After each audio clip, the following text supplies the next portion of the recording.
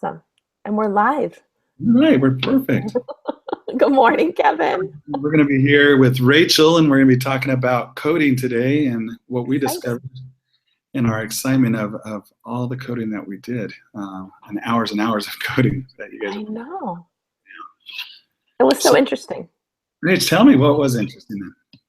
What was interesting? Well, it was interesting because, you read one interview and you think you have kind of one, you think you know the story then, right? And then you read another and you have a different perception and more details, and then you read a different one. So it's just interesting setting up codes. I can see how, we've been reading in in the different books we've been reading about coding, how they talk about, your codes are going to change and shift as you're in the process, and as you're reading, you need to be rereading, and definitely found that to be true in the process. What about for you? I know exactly what you're saying. And, I was looking at the coding and the categories, and I started out just looking at the text, and then in my small margins on the left-hand side of our paper, I started pulling out just the same words they were already using, and that didn't, then I went over and looked at the chapter a little closer, and they tell us exactly not to do that and to really formulate that out. So I was just like, oh no, I'm doing it all wrong. So then I wasn't very deep into the coding part when I really and started looking at how that makes more sense and putting it into my own words. And so I started out with Eisenberg, and then I switched over to Trudel, and then went over and finished up with Marion, saving the smallest maybe for last. But on Marion, I really tried to use line by line coding, and I found it so difficult. And maybe I was exhausted at that point because I had spent all day and it was my last one. So maybe I was just tired and I couldn't put as much thought perhaps, but line by line's tough. And I think when you don't know this subject well, like it's not my topic, so it didn't give me a lot of insight. Even after I read the newspaper clippings and I did a lot of that research prior to going in, I still didn't feel like I could do line by line. It was difficult. Yeah, that is. What were some of the things you wrote in the margin? Yeah, some of the things that, let me just pull it up here while we're talking. Right from the beginning, when in Eisenberg's, it says something. First, it tells the location, and on the left-hand side, I put location of West Side, Las Vegas was one of my codes. And then looking at, it says many people came to Las Vegas after World War II, immigration from the South. And I put on the left-hand side, looking for better opportunities in Vegas. It talked about how the back of the house, the housekeeping, etc., but they weren't welcome in the large community. I just wrote Africans were treated poorly, and segregation said there was segregation and couldn't stay in a hotel. So I still pulled out that word kind of hotel.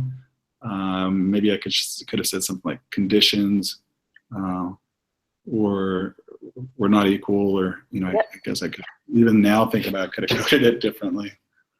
Yeah, well, that's what's interesting. It's like the more you go through it, you can see how you could code it differently. Like even talking to you, I'm thinking location. That's a really great code that I definitely didn't use in mine. But how much that makes sense, especially in organizing and trying to group data to analyze it later, right? The different locations within the community, for sure. And I think the other part that I keep thinking about, like you can go as low as word by word, and coding. Right? I can imagine doing that. I think also though, it's great that it had education and it talked about the 6th grade centers and and I'm a secondary teacher, so I have 6 through 12. So I did have an investment a little bit in it. I can't imagine if you're trying to code this right now and you have your research is not in education. I think it would be extremely difficult to stay focused in trying to pull codes out. Right, and understanding that kind of context for sure. I know. My codes, let me share some of my codes with you. Tell me what you think. And they changed as I was going through them. One around personal role and responsibility Mm-hmm. in desegregation.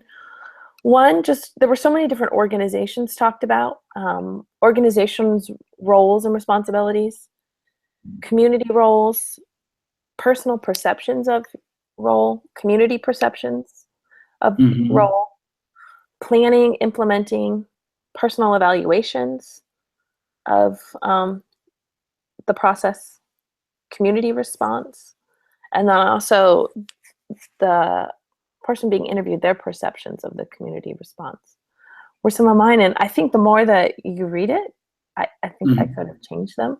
And yeah, and then in talking to you, that I still realized they could change. It was yeah, an interesting process as far as reading and rereading. Very like you said, very detail oriented. Yeah, I like Absolutely. your codes too. Mine seem to be a little lengthy, maybe even in short. But what I like that I think from yours you could easily go to category next and really then break them down into 4 or 5 groups maybe. Yeah, Mine's are all over the place. So yours seem like they can go to that. Mine needs to go to your step, and I think you need to go to that next step. I think oh yeah, we need to merge ours together. I know, because like, well, like in the organization, so then it could be talking about within that there were a number of organizations discussed, right? So then each of those organizations could be then broken down into details, and Yeah. absolutely, absolutely. And then within sort of um,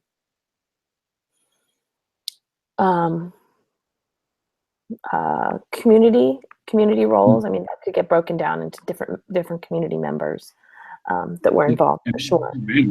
There was, yeah, in organizations, like you said, and community, and you could then have that perplexed question: does the community fall into organizations, and or does it Right, separate? right, absolutely. So Oh, right. So they could next, shift it. Yeah, yeah, they could shift yeah, again. It's kind of an exciting process. I can see how it could be a little dizzying. It'll be interesting to do with our own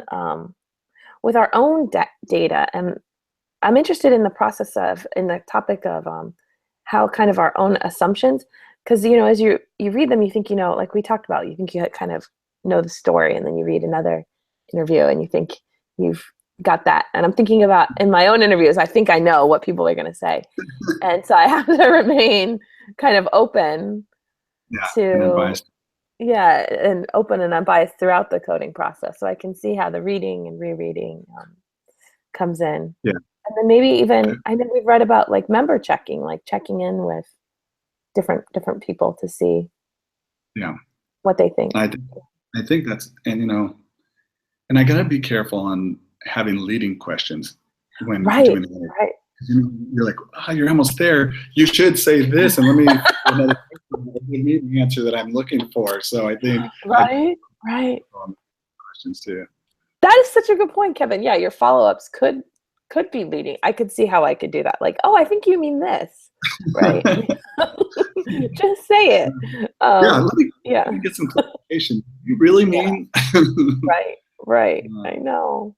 Well, Rach, good. I think we're both kind of in somewhat in the same spot. I think I definitely give you the advantage here. And if we were going for one, not that we are, but I'm just saying I like the way that you've already have it a little bit more narrow, and I think that would be definitely my next step here.